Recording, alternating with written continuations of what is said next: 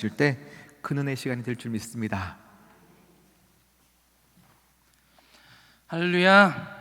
간절히 기다리는 하나님의 귀한 백성들에게 하나님의 은혜를 허락하여 주시옵소서. 하나님 말씀을 허락하여 주시옵소서. 하나님, 전하는 자가 많이 부족하오니 하나님께서 은혜 주셔서 이 시간 하나님의 말씀이 직접 우리 성도들 마음속에 심겨지게 하여 주시옵소서. 감사드리며 우리 구주 예수 그리스도의 이름으로 기도하옵나이다. 아멘. 할렐루야. 네. 제가 고등학교를 졸업하고 저는 상고에 나왔기 때문에, 서울에 있는 상고를 나왔기 때문에 직장에 먼저 취직을 했었습니다. 신학교 가기 전에 직장을 다녔는데, 그때 어떤 신림동에 있는 하도급 업체, 건설 회사 하도급 업체에 제가 취직을 해서 잠깐 동안 다녔었습니다. 제가 고등학교 이제 막 졸업하고 이제 거의 뭐 20살이죠. 어렸기 때문에 그냥 회사에서 시키는 허드렛 일을 많이 했었습니다. 근데 건설 회사이기 때문에 그 대기업으로부터 수주를 받아가지고, 그래서 우리 회사에 있는 분들이 일을 하기 때문에 가끔 돈이 필요할 때 이렇게 큰 대기업에서 어음을 공사 그 대금으로 줘요. 그러면 일하시는 분들은 돈이 있어야지 그래 일을 하니까 가끔 그 명동에 있는 사채업자들한테 가서 그 돈을 바꿉니다. 어음은 4개월 후에나 현금으로 받을 수 있기 때문에 그거를 미리 가서 이자를 내고서 그걸 현금으로 받는 거죠. 그런 일은 원래 저 같은 어린 사람한테는 잘 시키지 않는데, 그날따라 회사의 사장님들이 많이 바빠가지고 저한테 그 일을 시키신 거예요. 그때가 1992년도니까 굉장히 옛날이죠. 그때는 그것이 불법이었지만 그런 일들이 많았었습니다. 이제 저한테 사장님이 그 2억짜리 수표를 주시면서, 어음을 주시면서, 이거 딴 데 돌아보지 말고 택시 타고 갔다가 돈을 받으면 가방에다 쏙 집어넣고 뒤도 돌아보지 말고 택시를 타고 오너라. 아마 믿음이 많이 안 가셨을 것 같은데 저한테 그 일을 시키셨습니다. 그리고 그걸 가지고 찾아가서 명동에 있는 그곳에 찾아가서 현금으로 받았죠. 굉장히 저한테는 큰 돈이었습니다. 2억짜리 어음이었으니까 그때 1억 8천을 제가 받았죠. 현금으로. 현금은 아니고 100만 원짜리 수표로 받았습니다. 그리고 그걸 가방에다가 시키는 대로 담고, 누가 볼까 무서워서 얼른 택시를 타가지고 이제 다시 신림동에 있는 사무실로 돌아왔습니다. 근데 마음이 불안하잖아요. 그래서 택시 뒤에 앉아서 택시 기사님이 볼까봐 무서워서 뒤에서 그걸 다 일일이 세왔습니다. 한참을 막 세는데 100만 원이 남는 거예요.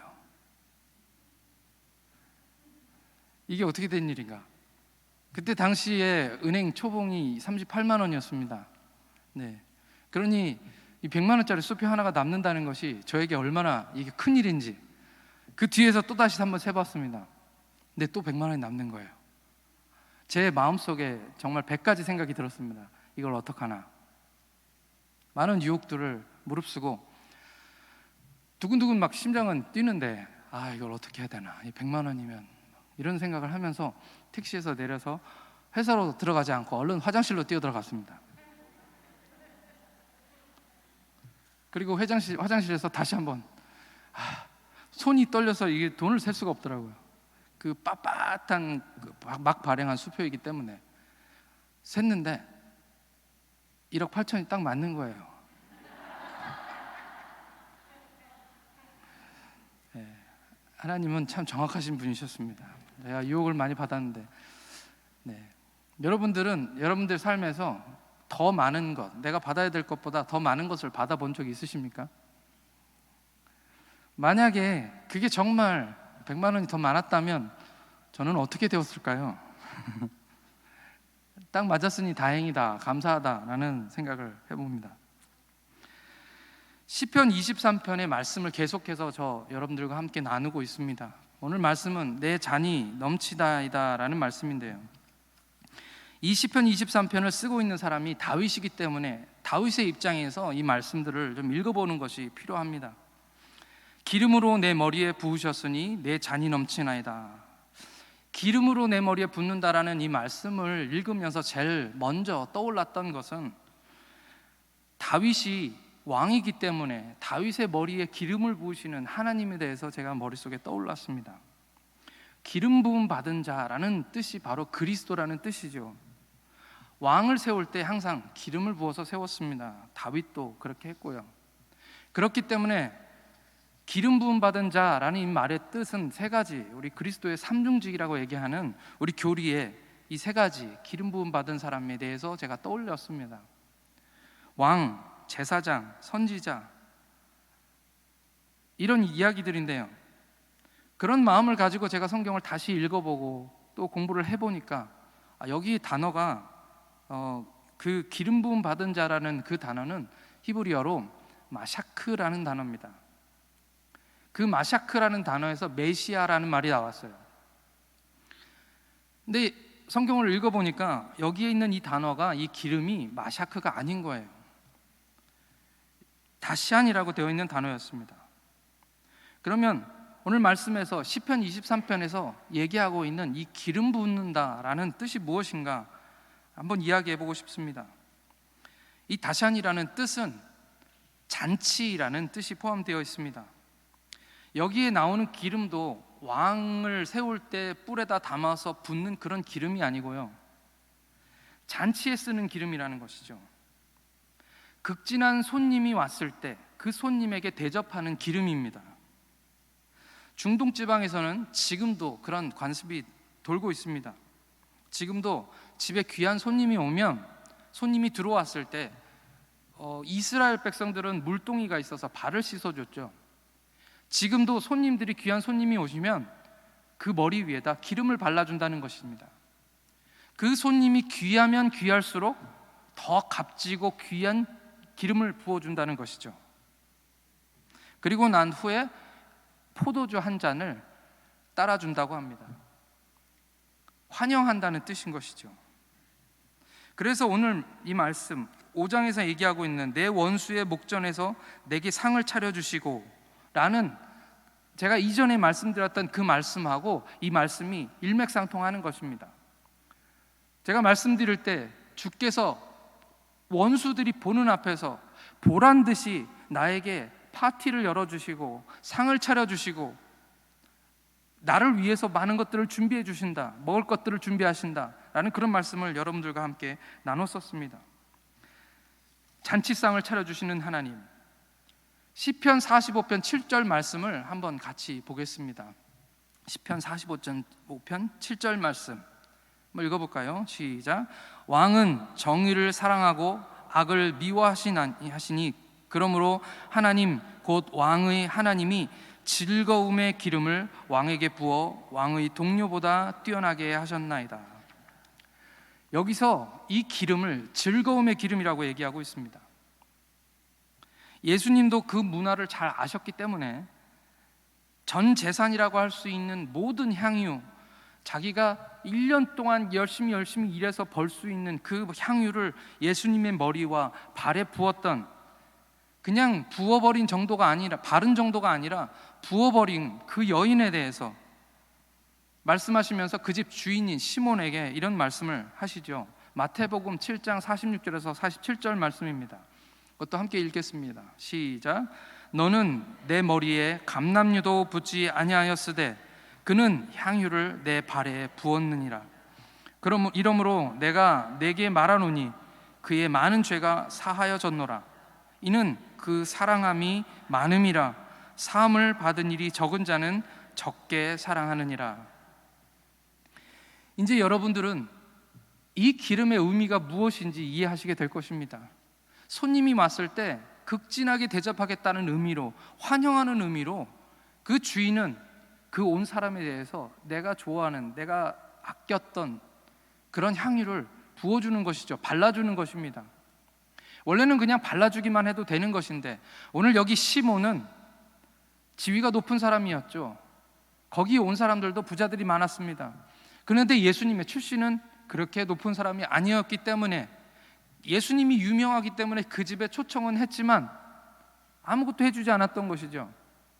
당연히 해야 되는 그 기름을 머리에 발라주지 않았던 것입니다. 그래서 예수님이 너는 내게 감람유도 붓지 아니하였으되 그는 향유를 내 발에 부었느니라 라고 말씀하고 있는 것이죠. 그러면서 이렇게 말씀하십니다. 그의 사랑이 많음이라 사함을 받은 일이 적은 자는 적게 사랑하느니라. 사랑입니다. 오늘 여기에 이 향유를 부은 이 여인이 그 머리에 향유를 부은 것은 사랑이라고 예수님께서 말씀하고 있는 것이죠. 말 그대로 오늘 여기서 가장 중요한 사람, 예수님이 바로 그의 삶 가운데 가장 중요한 분이심을 우리가 알 수 있습니다. 시몬에게 예수님은 그렇게 중요한 사람이 아니었습니다.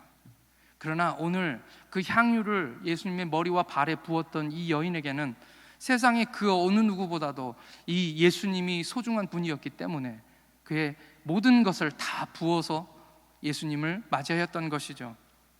그건 자기의 신분보다도 사람들로부터 조롱받는 것보다도 예수님이 소중했고, 그가 가진 어떤 것들보다도 전 재산보다도 예수님이 중요했기 때문에 그 모든 것을 부어버렸던 것입니다.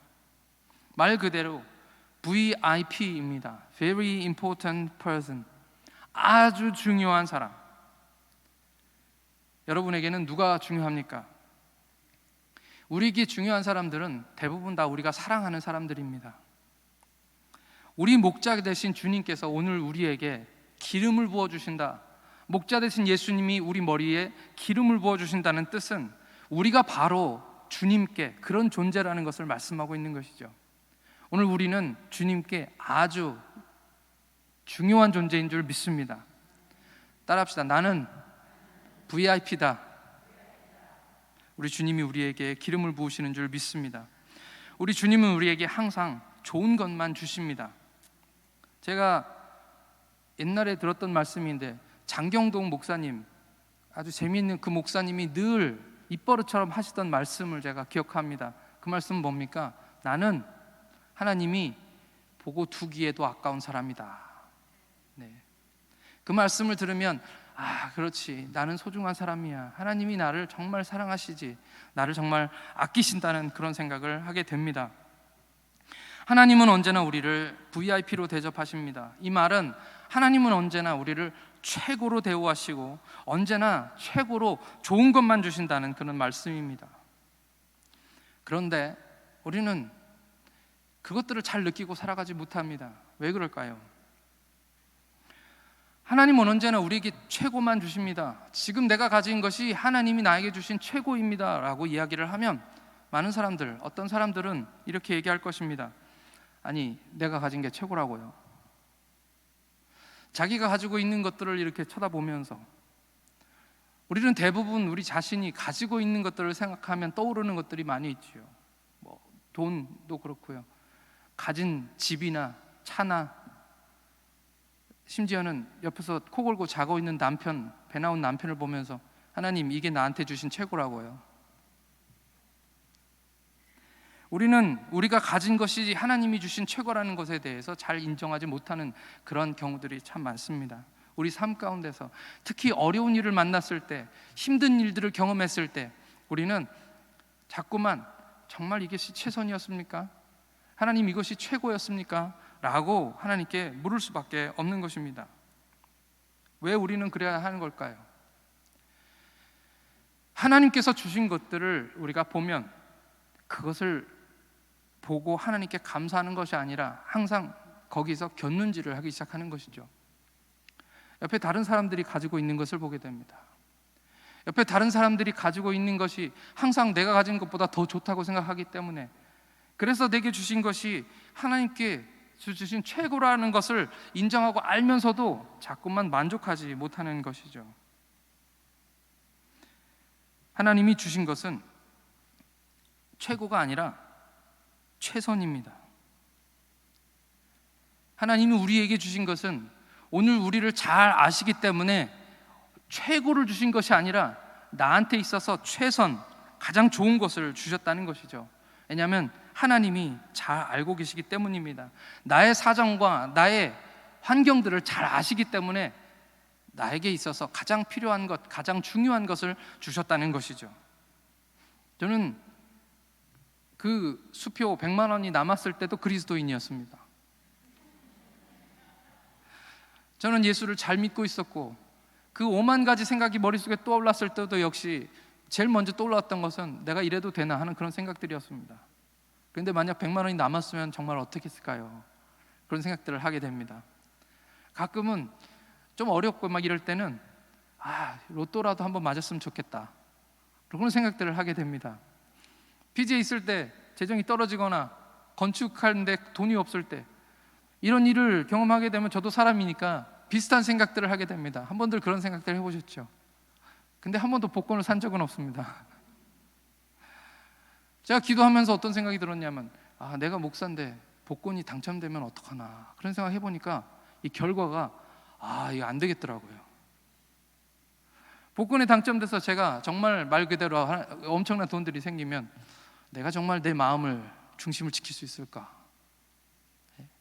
사람들에게 복권 당첨된 것이 하나님의 은혜입니다라고 얘기하면 또 사람들이 다 복권 살 거 아니에요.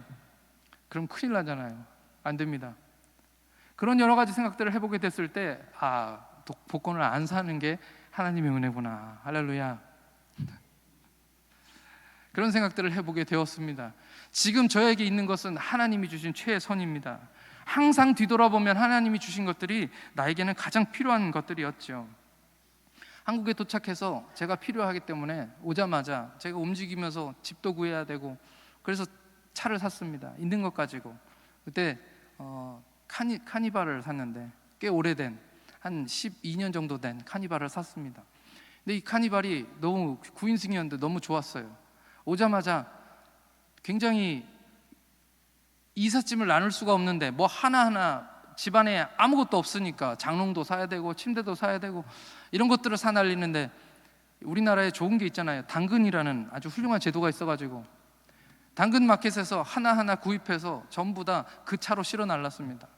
이 차가 너무너무 좋은 겁니다. 그래서 그 차를 썼어요. 그리고 나서 얼마 안 있다가 한 1년 정도 쓰고 난 후에 제 아내가 일을 시작했습니다. 근데 9인승이니까 아내가 운전을 못 하잖아요. 근데 아내는 나가서 이제 일을 해야 되고 구몬 선생 집집마다 다니면서 아이들에게 공부를 가르쳐야 되는데 차가 없으니까 너무 힘들더라고요. 그래서 그 차를 처분하고 그리고 난 다음에 또 차를 또 샀습니다. 한국에 와서 제가 2번 차를 샀어요. 그랬는데 그 차는 그냥 제가 모르니까 여기저기 다니면서 차를 구해서 샀는데 2012년형 소나타 하이브리드를 샀습니다. 그냥 제 돈에 맞는 거, 제가 가지고 있는 것으로 제일 좋은 거 샀는데 제가 생각했던 것보다 좋은 차를 산 것 같아요. 그래서 아내가 지금도 끌고 다닙니다. 제가 무슨 얘기를 하고 싶으냐면, 한국에 왔더니 갑자기 기름값이 오르기 시작하는 거예요. 이 차가 하이브리드, 목사님 차도 하이브리드인데 경유차를 계속 썼으면 아마 돈이 많이 들었을 것인데 하나님이 저에게 가장 필요한 것으로 주셨습니다. 그래서 기름값도 남들보다 덜 쓰면서, 제가 이 이야기를 처음에 왔던 서초구에 있는 어떤 교회 가서 말씀을 드렸습니다. 근데 서초구에 있는 교회니까 교인들이 다 어느 정도 잘 사시는 분들이에요. 이 간증을 똑같이 했습니다. 하나님이 저한테 좋은 차를 주셨습니다. 2012년형 차예요. 그랬더니 어떻게 이러시더라고요. 반응이 나는 좋은데, 저한테는 가장 좋은 것입니다. 하나님이 주신 것으로 고장 안 나고 잘 타고 있습니다. 나의 형편에서 가장 좋은 것, 그것이 하나님 주신 것 중에 가장 좋은 것입니다. 하나님은 저를 정확하게 잘 알고 계시기 때문이죠. 아이들은 부모 보기에는 다 이쁩니다. 다 사랑스럽습니다. 그렇지만 내 속에서 나온 자식이기 때문에 이쁘고 사랑스럽지만 내 자식이어도 100% 만족스럽지는 않습니다. 어떨 땐 정말 미울 때도 있고요. 어떻게 저런 애가 나왔나라는 기쁨 속에 있을 때도 있지만 그 반대일 때도 많습니다. 비록 우리 아이가 다른 사람들 보기에는 조금 부족하거나 연약한 모습이 있을지라도 대통령이 와서 나에게 내 아들하고 네 아들을 바꾸자 하면 바꾸겠습니까? 안 바꾸지요. 내가 낳은 자식이기 때문에, 나 닮은 아이기 때문에 그 아이가 좀 부족하고 연약할지라도 나한테는 가장 소중하고 가장 귀한 자식인 것이죠. 아무도 그 아이를 좀 더 나은 아이하고 바꾸자 할 때 고민하는 사람은 없을 거라고 저는 생각합니다. 가장 내게 주신 것이 세상에서 가장 좋은, 그런 나에게 꼭 필요한 것입니다. 아이들이 원하는 게 많고 해주고 싶은 것도 많은 것이 부모의 마음입니다. 하지만 아이들이 원한다고 해서 다 주는 것은 아이에게 꼭 필요한 것은 아닙니다. 20여 년 전에 피지에 가기 전에, 그때도 저는 중고등부 학생들을 지도하고 있었습니다. 그때 중고등부 학생 중에 하나가 있었는데 그 아이 부모는 굉장히 잘 사는 부모였습니다. 아주 부자였습니다. 그 아이가 교회에 나왔을 때 한 중학교가 한 3학년 정도 되었었는데, 그 20여 년 전에도 그 아이는 15만 원짜리 신발을 신고 있었습니다. 누가 봐도 우리 교회에 있는 아이들이 다 그 아이를 부러워했습니다. 근데 그 아이가 초등학교를 졸업하고 난 다음에 학교에 적응을 잘 못했는지 부모가 호주로 유학을 보냈습니다. 돈이 많으니까 아이를 좋은 학교에 보냈겠죠. 근데 아이가 거기서도 적응을 못했어요. 그리고 난 후에 몇 년 지나고 사고를 쳐가지고 이 아이가 퇴학을 당해서 한국으로 돌아온 것입니다. 그랬는데 그 아이가 이제 이렇지도 저러지도 못하는 상황이 되었어요. 학적부에는 이 아이가 그냥 초등학교 졸업입니다. 중학교 3학년이 되었고 고등학교에 진학해야 되는데 초등학교 졸업이니까 이렇게도 저렇게도 못할 상황이 된 거죠. 그 부모는 제가 본 적이 없고, 그 할머니가 항상 교회를 데리고 나오셨는데 할머니가 그 아이를 데리고 와서 저를 이게 따로 기도를 해달라고 그러더라고요. 그래서 제가 기도를 해줬습니다. 근데 그 아이가 저한테 당돌하게도 이렇게 얘기했습니다. 하나님이 우리의 아버지라면서요. 그래, 하나님이 아버지가 맞지. 근데 왜 하나님이 아들이 해달라는 걸 안 들어주시죠? 아버지는 자식이 해달라는 거 다 들어줘야 되는 거 아니에요? 그렇게 얘기하더라고요. 옆에 할머니가 서 계셨는데 저는 대답을 해줘야만 했습니다. 세상에는 부모가 해달라는 거 다 해줘서 아이를 망친 부모님들도 있단다. 그것은 진심이었습니다. 자식이 해달라는 대로 다 해줘서 아이가 잘 될 수도 있겠지만 우리는 그렇지 않다는 것을 잘 알고 있죠. 그래서 너무 사랑스럽고 귀한 아이들임에도 불구하고 해달라는 대로 다 해주지 않습니다. 그것이 대부분 우리 부모들이 하는 일들인 것이죠. 우리 인간들도 그것을 알고 있습니다. 우리 하나님은 더더욱이나 우리 인간들에게 필요한 것, 사람들에게 필요한 것, 오늘 이 시간 나에게 필요한 것이 무엇인지 잘 알고 계시죠. 그것은 이 세상의 최고가 아닙니다. 하나님이 주고 싶은 나의 최선인 것이죠. 우리 주님은 이렇게 말씀하십니다. 공중에 나는 새를 보라. 심지도 않고 거두지도 않고 창고에 모아들이지도 아니하되 너희 하늘 아버지께서 기르시나니 너희는 이것들보다 귀하지 아니하냐. 하나님은 새를 먹이시고 들에 핀 백합화를 기르시고 하나님이 하시는 일들은 그것들입니다. 하지만 참새에게 고기를 주지는 않습니다. 좋은 것이라 해서 그것을 참새에게 주지는 않는다는 것이죠. 참새는 그에게 가장 좋은 것이 바로 나달입니다. 곡식입니다. 오늘 하나님께서 우리에게 이렇게 말씀하여 주십니다. 기름으로 내 머리에 바르셨으니 내 잔이 넘치나이다. 하나님께서 잔을 한 잔 가득히 우리에게 따라 주신다고 말씀하시는 것입니다. 어쩌보면 애주가들이 좋아할 만한 이야기일지도 모르겠습니다. 오늘 이 말씀은 잔치에 참여하는 동안 하나님께서 나는 너를 풍성히 대접하겠다라는 하나님의 뜻인 줄 믿습니다. 가만히 생각해 보면 그렇습니다. 내가 잔을 이렇게 들고 있는데 따라 주시는 분이 잔을 이렇게 부어주시면서 그 잔이 차 올라가는데 그냥 계속 붓고 있는 것입니다. 계속 붓다 보니까 이 잔이 넘치는 거예요. 그러면 우리는 어떻게 합니까? 애주가들은 얼른 그거 놓고 딴 잔을 또 대겠지만 대부분의 사람들은 그렇게 하지 않습니다. 그만 주셔도 됩니다. 그렇게 얘기하는 것이죠. 그런데도 주인은, 하나님은 그 사랑이 넘치시기 때문에 그 잔을 계속 따라 주시기 때문에 오늘 그 잔이 넘친다라고 우리에게 말씀하고 계시는 것입니다. 그러면 우리가 얘기합니다. 됐습니다. 이제 충분합니다. 더 안 주셔도 괜찮습니다. 그것이 바로 오늘 시편 23편이 우리에게 주고 싶은 중심 주제입니다. 여호와는 나의 목자시니 내게 부족한 것이 없습니다. 내가 더 이상 바랄 것이 없습니다. 주님, 이제 그만 주셔도 됩니다.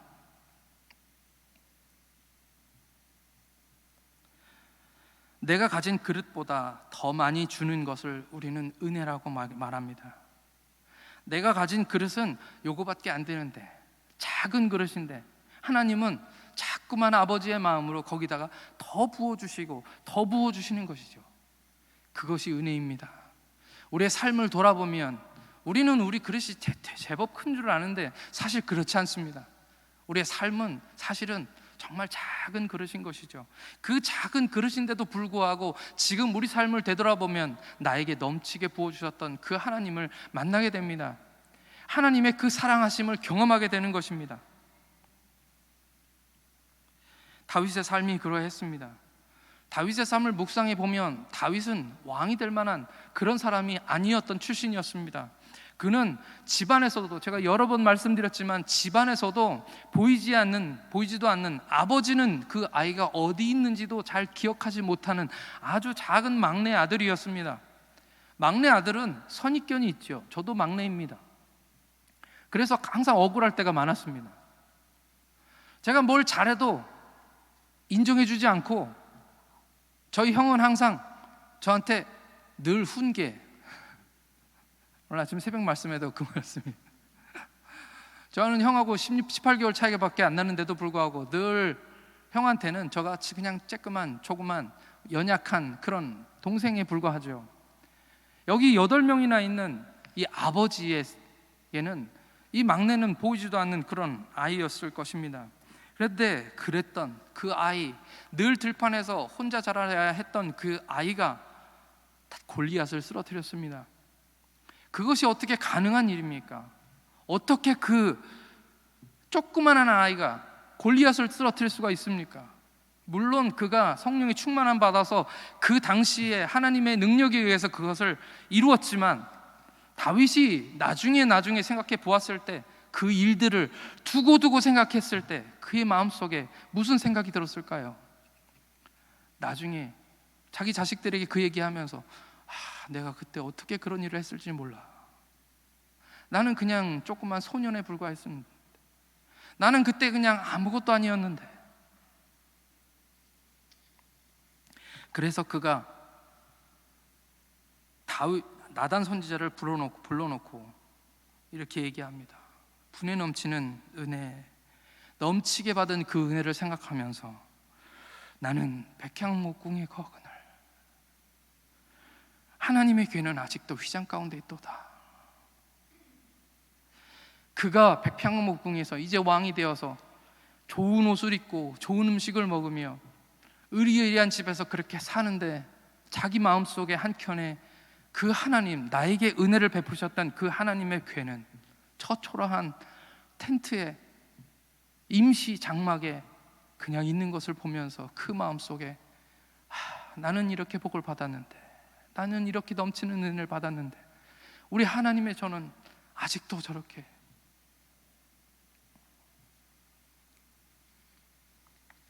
나에게 베푸신 하나님의 은혜들을 기억하고 생각하고 있는 것입니다. 베드로의 그물이 찢어졌습니다. 그가 가진 그물이 하나님이 주신 그 물고기들을 감당하지 못했던 것입니다. 그물보다 더 많은 물고기가, 그 그물이 감당할 수 없을 만큼 많은 물고기가 잡혔던 것이죠. 그것은 하나님의 은혜입니다. 어쩌면 우리 같았으면 많은 배들을 불러 모아서 그 그물을 끌어올려서 이제 이걸 가지고 무엇을 할까? 이것을 잘 팔아가지고 돈을 만들어서 잘 먹고 잘 살아야지라는 그런 생각을 했을 수도 있을 법한데 오늘 베드로는 그 그물을 버렸습니다. 왜냐하면 하나님이 내가 가진 것보다 더 많은 것들을 주셨기 때문입니다. 그리고 하나님은 그가 작은 그릇에도 불구하고 더 큰 일을 맡기겠다고 말씀하시면서 내가 너로 사람을 낚는 어부가 되게 할 것이다. 나는 네가 그냥 작은 어부가 되기를 원하지 않는다. 네 그릇이 작아도 나는 너에게 넘치게 부어줄 것이다 라고 그렇게 말씀하고 있는 것이죠. 그래서 베드로는 그 모든 것을 버려두고 주님을 따라갔습니다. 주님 안에 있으면 가장 좋을 때 가장 좋은 것으로 우리 하나님이 주시는 줄 믿습니다. 하나님의 잔치에 참여하면, 주님의 울타리 안에 있으면 양떼는 보호받을 뿐만 아니라 그 안에서 가장 좋은 것으로 하나님에게 주시겠다는 그런 약속인 줄 믿습니다. 양떼를 생각하는 그 시편 23편에서 하는 말씀이 내 잔이 넘치나이다. 이거는 양하고는 전혀 상관없는 그런 이야기들인 것이죠. 기름으로 내 머리에 바르셨으니 내 잔이 넘치다 라는 이 고백들은 오늘 하나님께서 우리에게 주고 싶은, 하나님께서 우리에게 주고 계시는 그 하나님의 크신 은혜를 이야기하고 있는 것인 줄 믿습니다. 여러분들은 어떤 것들을 가지고 계십니까? 은혜의 눈으로 바라보면 내가 가진 것들은 참 좋은 것들입니다. 은혜의 눈으로 바라보면 내게 주신 것이 세상에서 가장 좋은 것들이었습니다.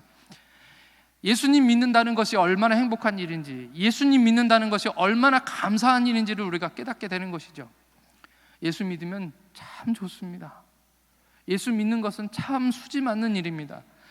예수 믿는 것은 받은 증거 많도다.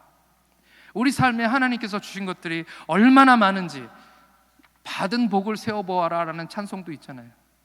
제가 옛날에 처음 선교여행을 갈 때 어떤 교회에 부임하자마자 제가 가야 하는 선교 여행이 학교에서, 신학교에서 선교여행이 이렇게 있었습니다. 근데 제가 거기를 너무 가고 싶고 또 선교사가 되고 싶은 게 제 꿈이었기 때문에, 그래서 그 교회에 면접을 보고 교회를 부임하면서 전도사였는데 그 교회에다가 부탁을 했습니다. 저 부임해도 선교여행은 꼭 가야 됩니다. 그리고 제가 부임하고 난 후에 얼마 지나지 않아서 성도님들과 함께 주일날 예배 드리고 난 후에 교회가, 제가 선교여행을 부임해서 얼마 되지 않은 전도사가 선교여행을 간다고 하면 부담되시지 않겠어요? 그래서 목사님께도 부탁을 드리고 제가 선교여행 떠나는 것은 당일날까지 아무에게도 얘기하지 말았으면 좋겠습니다 하고서는 당일날 주일 예배 끝나고 난 후에 공항 가기 전에, 주일 예배 끝나기 전이 아니라 주일 예배 때 제가 그 광고 시간에 목사님이 마지막으로 광고해 주시고 우리 새로 오신 전도사님이 선교여행 오늘 가십니다 라고 기도를 해 주셨습니다. 그리고서는 제가 마지막으로 인사를 하고 나오려고 하는데 성도님들이 그 자리에서 주머니에서 이렇게 꺼내가지고 봉투에 담아서 저에게 선교 헌금을 이렇게 막 주셨었습니다. 그때 선교를 위해서 필요한 비용이 채워지지 않은 상태여서 제 마음속에 걱정하면서 그때 당시 저는 크레디트 카드가 없었는데 아는 분이 크레디트 카드를 빌려주셔서 필요한 거 일단 이거로 쓰라고 주셔서 부담감을 가지고 있었는데, 그날 그 교회에서 모아주신 헌금들을 이렇게 딱 모아가지고 가면서 주머니에서 꺼내서 돈을 이렇게 세봤습니다. 오늘 돈 세는 얘기만 자꾸 하네요.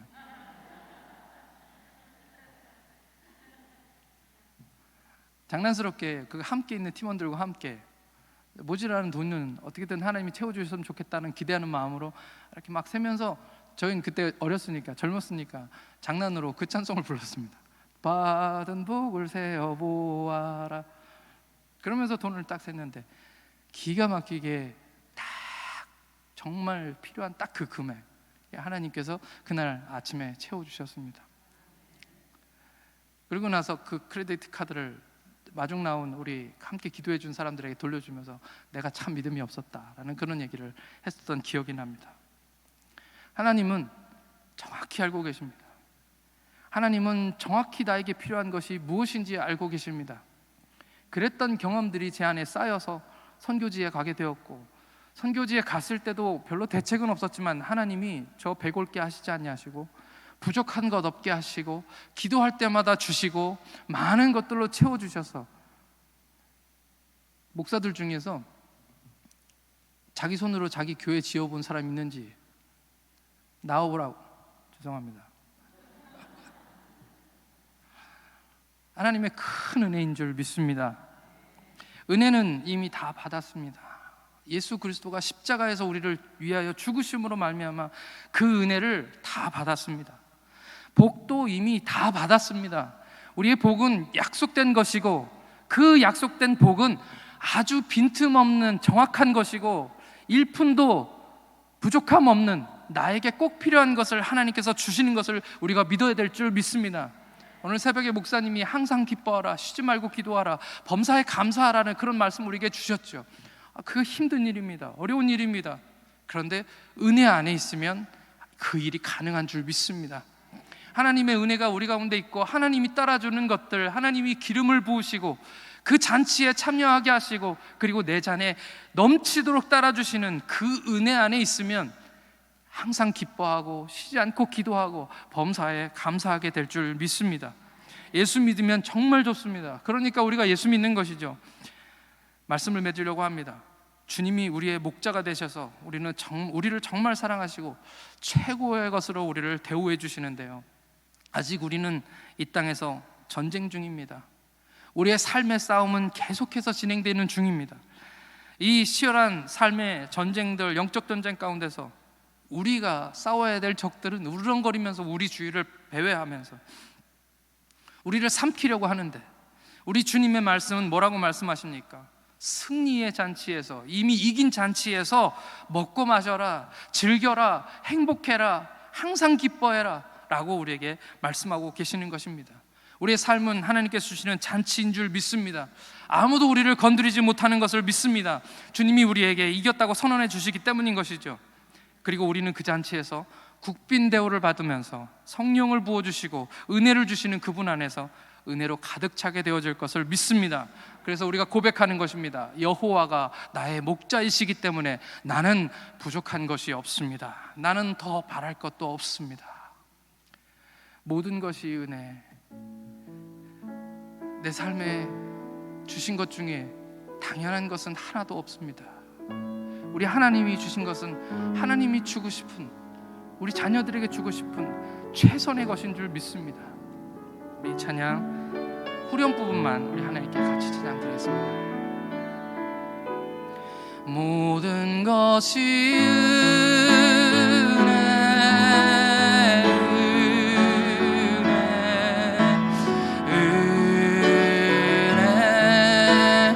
한없는 은혜, 내 삶에 당연한 것 하나도 없었던 것을, 모든 것이 은혜였어. 모든 것이 은혜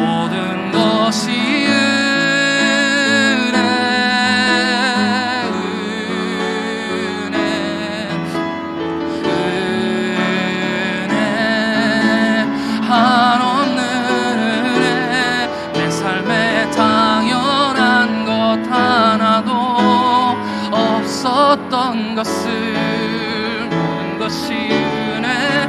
우리의 삶을 되돌아보시면서 하나님이 주신 것들을 생각하며 다시 찬양합시다. 모든 것이 은혜,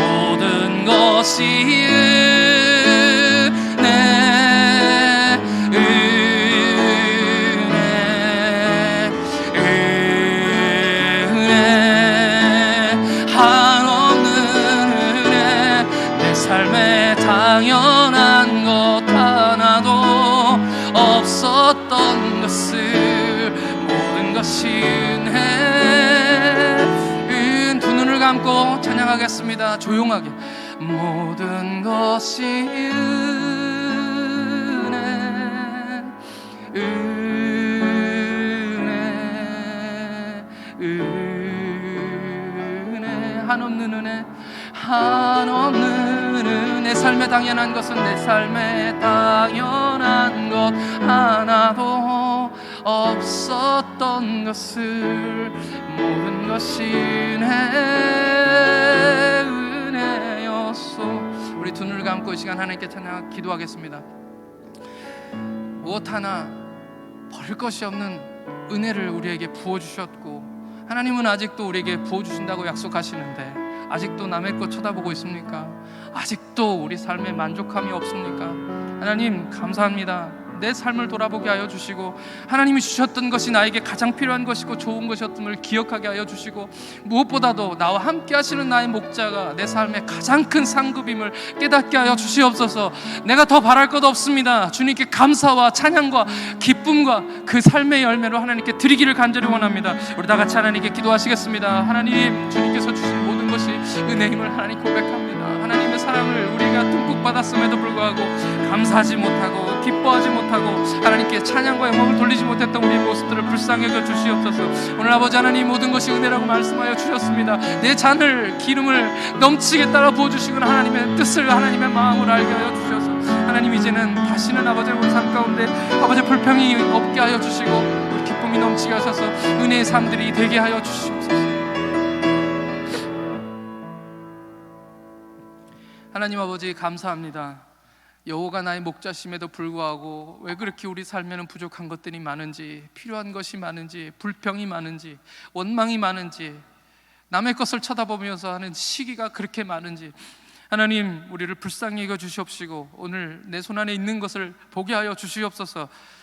정말 필요한 것이기 때문에, 나에게 가장 필요한 것이기 때문에 하나님 주신 것이었는데 만족하지 않았던 우리의 모습을 불쌍히 여겨주시고 용서하여 주시옵시고, 주님으로 한 분으로 인하여 나는 만족합니다, 여호와가 나의 목자셔서 나는 부족한 것도 바랄 것도 없습니다라고 고백할 수 있는 우리 믿음의 성도들 다 되게 하여 주시어서 우리 삶에 기쁨이 넘치게 하시고 항상 기뻐하고 쉬지 말고 기도하고 범사에 감사하는 삶으로 우리 삶이 온전해지게 하여 주시옵소서.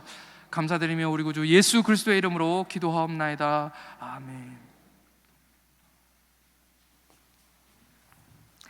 할렐루야.